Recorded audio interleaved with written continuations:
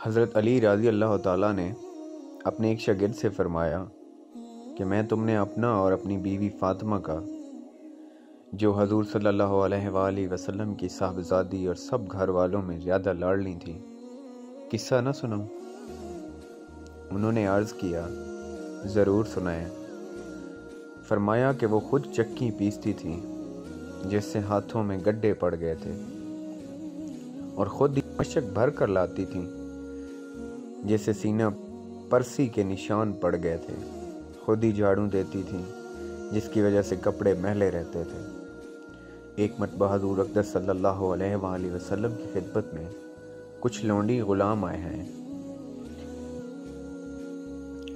میں نے حضرت فاطمہ سے کہا کہ اگر تم اپنے والد صاحب کی خدمت میں جا کر ایک خادم مانگ لاؤ تو اچھا ہے، سہولت رہے گی۔ وہ گئیں۔ حضور اقدس صلی اللہ علیہ وآلہ وسلم کی خدمت میں لوگوں کا مجمع تھا، اس لیے واپس چلی گئیں۔ حضور صلی اللہ علیہ وسلم نے دوسرے روز خود ہی مکان پر تشریف لائے اور فرمایا، تم کل کس کام کو آئی تھی؟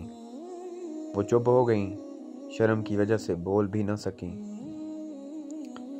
میں نے عرض کیا، حضور صلی اللہ علیہ وآلہ وسلم، چکی سے ہاتھ میں نشان پڑ گئے، مشکیزہ بھرنے کی وجہ سے سینہ پر بھی نشان پڑ گیا، جھاڑو دینے کی وجہ سے کپڑے میلے رہتے ہیں۔